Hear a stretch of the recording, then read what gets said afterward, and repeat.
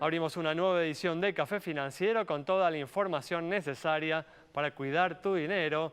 Ya se encuentra aquí, como siempre, Yamila Escala. Yami, ¿qué tal? ¿Cómo andás? ¿Cómo les va? Bueno, Yami, vas a hablarnos de los micros de doble piso, ¿no? ¿Son más peligrosos estos vehículos? Bueno, vamos a analizarlo desde ya. Dale, perfecto. Bueno, también nos acompaña Melina Manfredi. Meli, ¿qué tal? ¿Cómo andás? Hola, Ale, ¿cómo estás? Bueno, vamos a contar, ¿no? ¿Qué son los fondos comunes de inversión abiertos de retiro? Así es, un nombre un poquito largo, pero vamos a ver, es un instrumento muy interesante. Vamos a hablar de ese tema y también en este otro costado ya me aguarda Alejandro Bianchi. Alejandro, ¿qué tal? ¿Cómo andás? ¿Qué tal? ¿Cómo andás, Ale? Bueno, vamos a repasar lo sucedido en los mercados de capitales. Sí, cómo no. Muy bien. Y en el último bloque se va a sumar el economista Fausto Espotorno para analizar los hechos más destacados en materia económica de estos últimos días. Quédate con nosotros, vamos a hacer una muy breve pausa y en instantes regresamos con todos estos temas.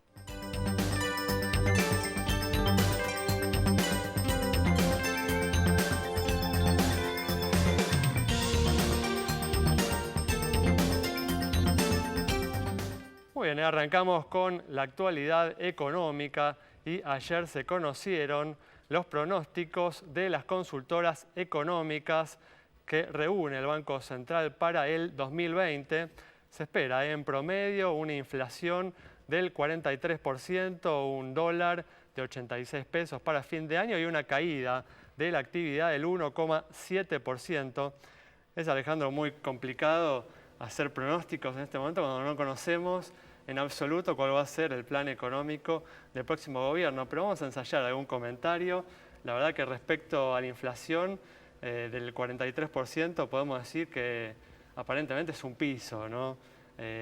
Ciertamente es difícil imaginar una inflación menor a esa cifra para el año que viene, incluso de acuerdo, ¿no?, a las medidas que se tomen, puede superar fácilmente ese nivel. Y respecto, ¿no?, al nivel de actividad, creo que se puede mejorar la expectativa que hoy se tiene.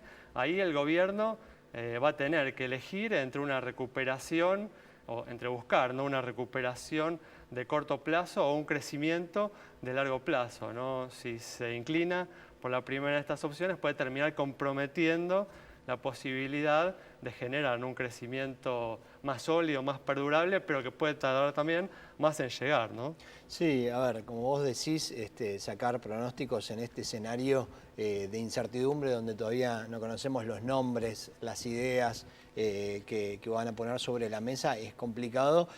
Pensá que en los países desarrollados hay muchos papers que dicen que, por ejemplo, no sé, en los pounds en Inglaterra es una de las cosas que más erran los analistas en pronosticar cuánto va a valer, digamos, a futuro el tipo de cambio. En una economía estable como esa. En una economía estable, así que imagínate en la Argentina, ¿no?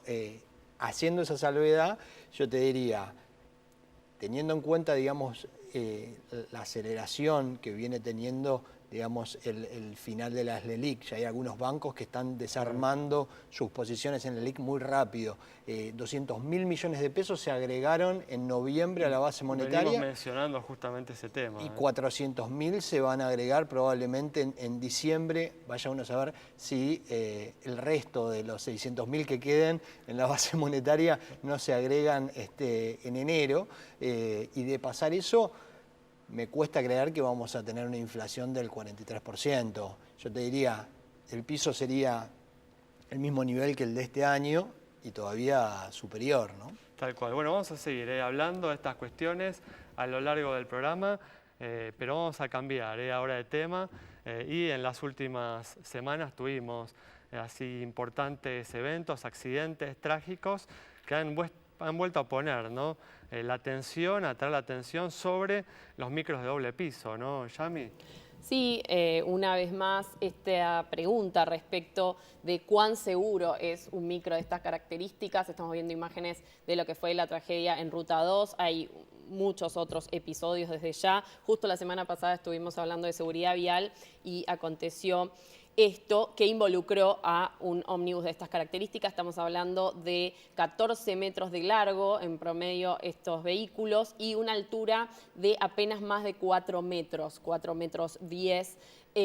Lo que hace ya pensar en que una altura de ese tipo va a comprometer la cuestión de la estabilidad. Ahora, acá se trata de cifras, se trata de números, se trata de especialistas, porque es algo muy, muy específico.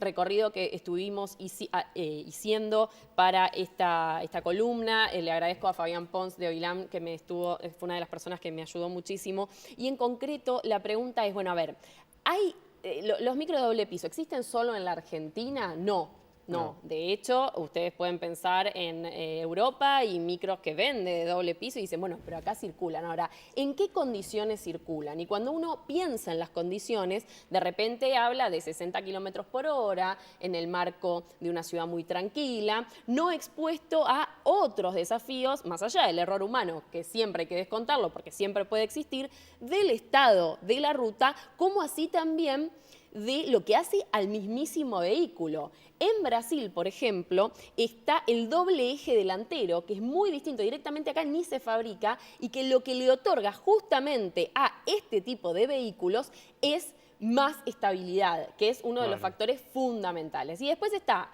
todo lo que hace a la previa y al post. Hablábamos de los cinturones de seguridad hace poco. Más allá de la imposibilidad cuasi técnica, porque a ver, el micro doble piso está pensado para que vayas al baño, para que, ¿sí? Más allá del momento de estar todos sentados con el cinturón de seguridad, recuerden, si se subieron, que seguramente hay un cinturón de cintura, ¿sí? Claro. Cuando en realidad la indicación más pertinente es la de 3 puntas. Sí. ¿Qué empresas tienen 3 puntas? Bueno, pero volviendo a lo anterior y para terminar, porque es un tema complejo, súper interesante y que en realidad lo único que piensa uno es, bueno, ¿cómo evitar, sí? Tal cual. Bueno, ustedes saben, se habló mucho del control de estabilidad, que va a ser una realidad a la brevedad relativamente en la Argentina, primero para vehículos nuevos, modelos nuevos y luego para extendido. Pero después hay un sistema que se llama ADAS, ¿sí? Saliendo de lo que es saber cómo está la ruta, hay una alcantarilla cerca, eso se va a eliminar. Una cuestión fundamental, que en este caso puntual de Ruta 2 hubiera sido de muchísima ayuda, si tiene que ver con este corrimiento de carril, porque este sistema ADAS, que ya es obligatorio en muchos países, trata de el patinamiento, la estabilidad, el sueño y el mantenimiento de carril. Sobre todo eso, en el mismísimo vehículo se encarga ese sistema. Entonces, estás hablando de las condiciones del vehículo al momento del accidente, mitigando el error humano también, porque si uno se equivocó, hay un sistema que le avisa. Muy bien. Larguísimo y complejísimo, la realidad es que no existen datos para asociar la mayor siniestralidad a un micro de doble piso en comparación con uno de un piso y medio, ¿sí? Estamos detrás de esos datos, así que bueno, un tema que seguirá, que desde ya despierta interés más aún porque llegan las vacaciones, pero bueno, que dio motivo a partir de esta terrible tragedia. Muy bien, perfecto. Bueno, vamos a continuar ahora repasando lo sucedido en los mercados de capitales y a la espera, ¿no?, del anuncio del nuevo gabinete, de la asunción del presidente electo con su equipo económico. El riesgo país volvió a subir, ¿no? Continúa, ¿no?, este vaivén así interminable que se inició tras las PASO, ¿no, Ale? Sí, bueno, vamos a tener todavía en estos días un poco de inestabilidad y después dependerá un poco de cuál sea, digamos, el camino que le den a la deuda, yo te diría ya en default, ¿no? Hay que llamarlo, me parece, por el nombre correcto. Podemos decirle reperfilamiento, pero la verdad que los precios son de default. 40 centavos de dólar por cada dólar, digamos, valen los bonos argentinos de corto plazo.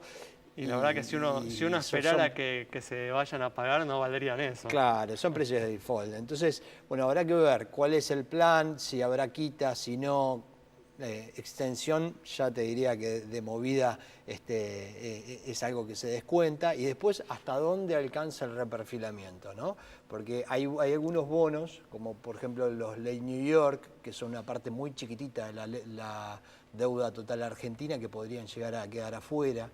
Y es lo más factible, ¿no? Los bonos más largos quizá no tiene demasiado sentido porque no agregan tanto, digamos, pago de capital, Claro, pagan solamente interés digamos, está claro que los bonos más cortos, 2021, 22, 24, son bonos que sí los más están expuestos, los más vulnerables. Expuestos y vulnerables a caer dentro de este Y ley reperfilamiento, argentina, obviamente. Ley ¿no? argentina, sí, sí. Muy bien, con esta información cerramos este bloque. Recordá que te puedes comunicar con nosotros a través de Twitter, a través de Facebook, a través de WhatsApp para hacernos cualquier consulta y también para transmitirnos tus inquietudes, tus preocupaciones. Nos vamos a un corte, en instantes estamos de regreso.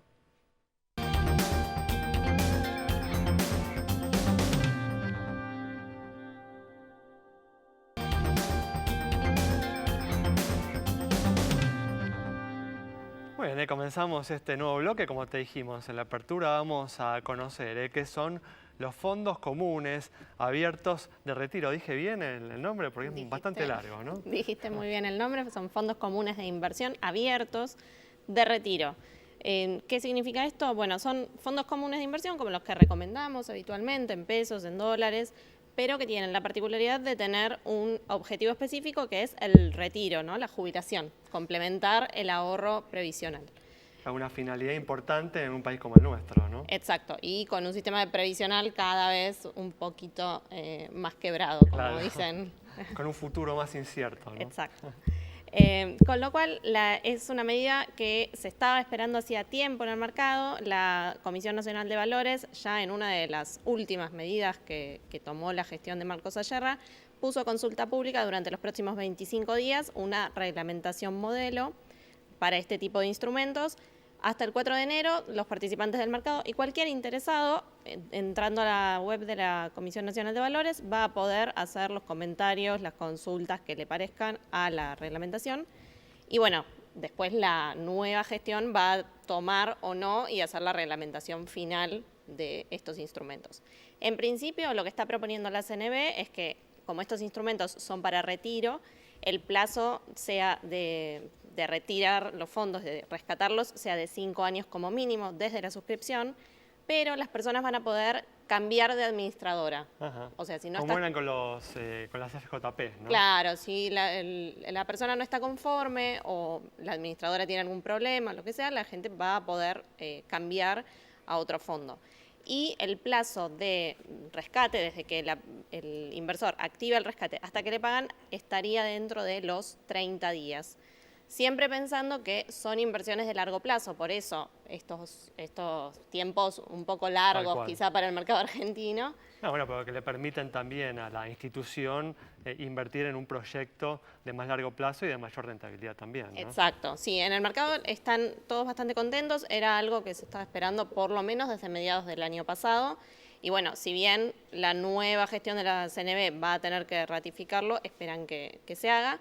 Un dato importante, Ale, es que al igual que los seguros de retiro, estos fondos también son deducibles de ganancias con los mismos topes, que bueno, fueron 12.000 pesos este año, van a ser 18.000 en 2020 y a partir de 2021, 24.000 pesos. Obviamente eso después se va a tener que ir indexando por inflación, devaluación y demás. Muy bien, bueno, esperemos que se avance con la incorporación de este instrumento, así hay un instrumento más, ¿no? Para aquellos que quieren anticiparse a su jubilación y generar un ingreso adicional para ese momento. Bueno, vamos a continuar repasando lo sucedido en los mercados de capitales y a nivel internacional siguen bailando, ¿no? Los mercados al ritmo del acuerdo entre China, el acuerdo comercial, ¿no? Entre China y Estados Unidos, que se hace, que no se hace, ¿no? Cada día hay una noticia nueva. Sí, bueno, un poco esta semana hubo una caída fuerte del S&P 500, producto de las declaraciones de Trump, que venía diciendo que ya estaba el acuerdo con China y de golpe, digamos, en el medio de las reuniones con la OTAN, además de otras cosas que dijo, dejó deslizar que quizás a él le gustaría más que el acuerdo con China sea más profundo y que eso implicaría que pueda llegar a salir después de las elecciones. creo que es un poco un juego político de Trump, ¿no? Que necesita hacer saber a sus votantes que él está defendiendo, digamos, el trabajo nacional y esas digamos, ideas proteccionistas. En la misma línea, ¿no?, que la suba de aranceles contra el acero y el aluminio argentinos y brasileros, ¿no? Sí, en la misma línea que eso, en la misma línea también que lo dicho con Francia. Digamos, Trump va buscando nuevos enemigos en el camino hacia su reelección, mientras el Partido Demócrata enfrente busca hacerle un impeachment, pero ese impeachment, más allá de que pueda llegar a salir, digamos, en la Cámara Baja, en la Cámara Alta no va a tener asidero, así que vamos a tener un Trump, por lo menos, candidato. Muy bien, perfecto. Bueno, cerramos así este bloque. Quédate con nosotros. Al regreso vamos a estar dialogando con el economista Fausto Spotorno.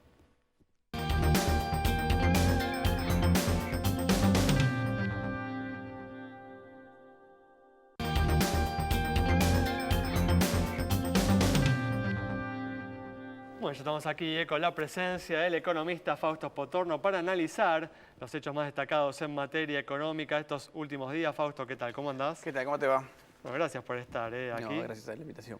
Bueno, estamos a muy pocos días de la asunción de Alberto Fernández como nuevo presidente. Finalmente, ¿no?, después de un sinfín de especulaciones, esta larga espera, vamos a conocer, ¿no?, cuál es el plan económico de la próxima administración. ¿Cuáles son tus expectativas?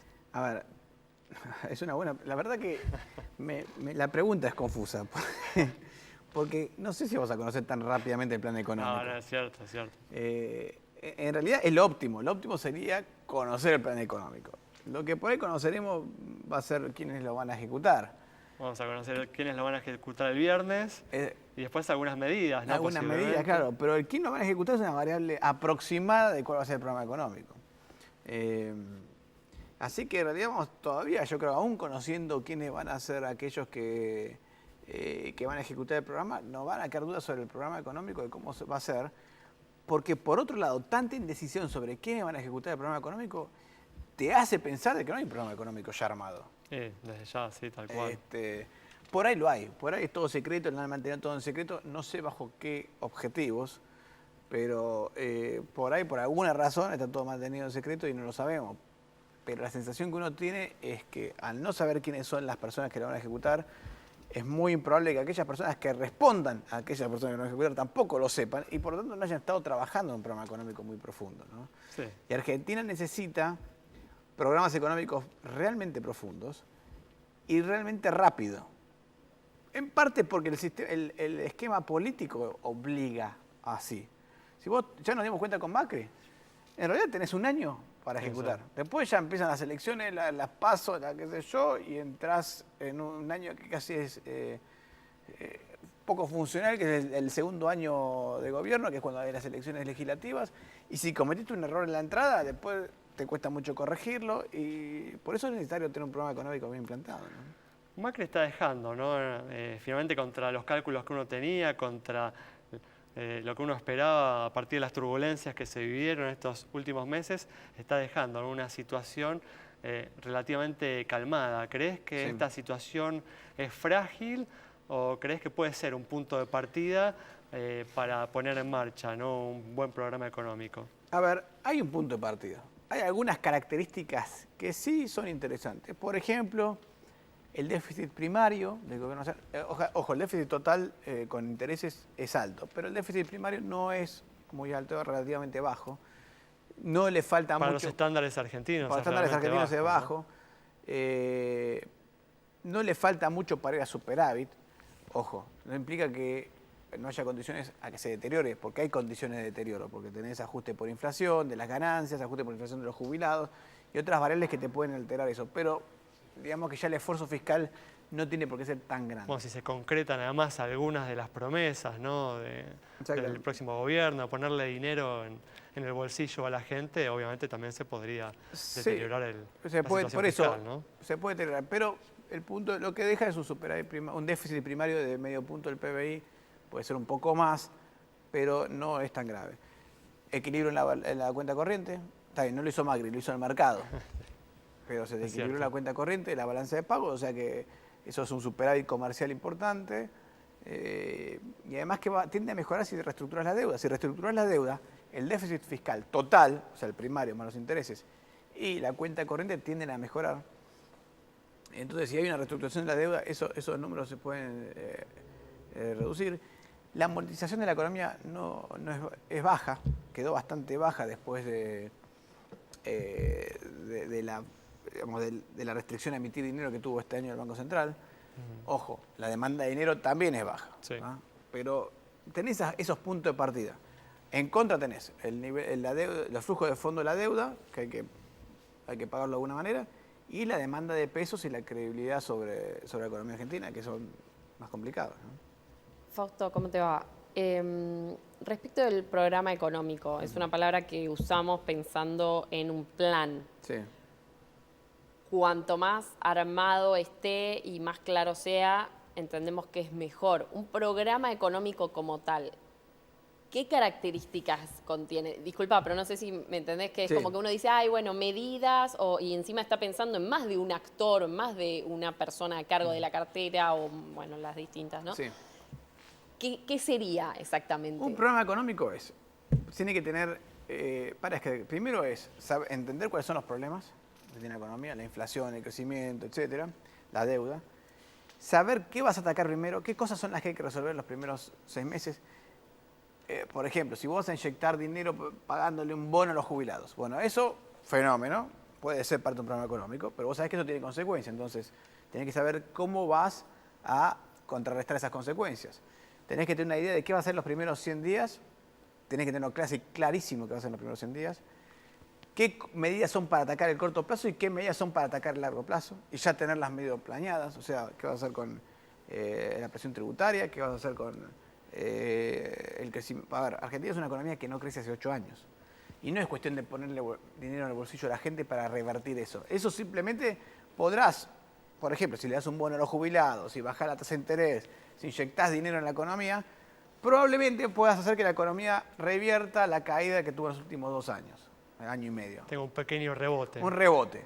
Pero eso no es crecimiento. El Claro. crecimiento implica hacer reformas estructurales, porque ya llevas 8 años sin crecer estructuralmente, no es un problema de coyuntura, es un problema estructural. Hay que generar condiciones para la inversión privada. Exactamente. Entonces un programa económico requiere las medidas iniciales para reactivar la economía. Las medidas posteriores pensadas, porque generalmente esas reformas estructurales requieren leyes. ¿Cuáles son esas leyes que van a reformar la economía? Que probablemente no salgan en los primeros 100 días, pero sí que por ahí las puedes empezar a plantear en los primeros 100 días. Y eso es un programa económico. Es las medidas actuales, tratar de ver qué costos va a tener esas medidas, cómo contrarrestar los costos y además qué vas a hacer a largo plazo, ¿no? Claro, y están encuadradas en ese mismo programa que se comunica como tal, no como Exactamente. medidas aisladas de distintos... No, bueno, eso puede ser parte del programa económico. Ok. Es más, no, debería ser parte del programa económico la forma en comunicarlo. La forma de comunicarlo. Exactamente. De hecho, el que fue presidente de la Reserva Federal de Estados Unidos, Ben Bernanke, es un gran experto en la forma en comunicar la política económica. ¿Ah? En general, la teoría dice... Internamente y a la población, imagino. Sí, a ver, y eso es un punto importante que es para discutir. Nos queda igual un minuto para cerrar. A ver. Pero sobre el punto de la comunicación es algo muy importante que quiero aclarar porque viene este tema de cómo no conocemos Es central cómo la no comunicación. conocemos al ministerio. En general, en economía se dice que si vos querés lograr un objetivo X, la población y la sociedad tiene que conocer ese objetivo X de antemano para que te ayude en su comportamiento a completarlo, ¿no? Y por lo tanto, además vos tenés que tener las medidas que le den credibilidad que vas hacia ese lado. Es como si vos sos el líder de una masa de gente y dijéramos, yo quiero ir para allá. Entonces toda la gente que está atrás tuyo te va a seguir. La economía vos es coordinación, Exactamente. Fausto. Si vos no decís Y para dónde vas. expectativas. Exactamente. Imagínate si vos sos el líder que tiene que mover un montón de gente. Moisés cruzando el Mar Muerto, digamos. Si Moisés no decía, yo quiero ir para allá, si él se iba caminando para allá y no decía nada, la gente se iba a perder. No, es que parece algo Muy bien, obvio, Fausto. pero bueno. Muy bien. Bueno, muchas gracias. De nada. Fausto, cerramos así el programa con esta afirmación importante, la necesidad de coordinar a todos los argentinos detrás de un plan, de una perspectiva. Cerramos así el programa, nos reencontramos el próximo viernes a las 19:30 aquí en Metro.